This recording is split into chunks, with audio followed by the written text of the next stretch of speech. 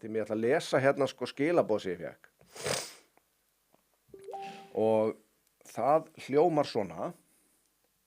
Það var sérst verið að segja að það hafi verið eitthvað svona, einhverja deilur á milli foreldra og, milli einhverja stráka í hópnum og kennara og skólastjóra. Og eitt foreldri sendi mér hérna, það varð líkamsárásamál af völdum utanaðkomandi aðila á nemendur skólans. Það varð atvik í undanfara skrekkskeppninar.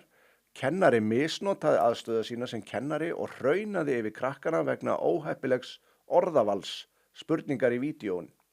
Og kennarin, foreldrið, kennari sem greinlega foreldri líka, leyfði sér á skólatíma að smala krökkunum saman og hreint og beint hrauna yfir krakkahópinn. Samt var skólastjóri og aðri starfsmenn samt að þau farið yfir vídeóið og gefið grænt ljós á það. Það eru mörg önnur sambærileg mál, samanber kennari sem var með rasískt viðhorf til nemanda sem á öðrum kynþætti og gaf nemandanum systematískt lægri einkunnir heldur en öðrum í hópnum, þó svör annara væri á mjög svipuðum nótum. Líka fyrir hópverkefni sem allur hópurinn fekk sömu einkunn, en nemandinn fekk, sem var af öðrum kynþætti, fekk lægri einkunn fyrir vikið. Þetta bara toppurinn á ísjakanum, sagt hérna.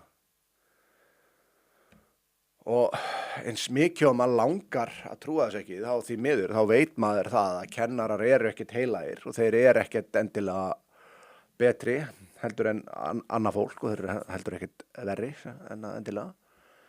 En mér finnst, ég á rosalega erfitt með að trúa að það sé engin strákur sem hafa gert neitt til að verðskulda það að vera velunnaður á neinn hátt af 40 eitthvað nemendum.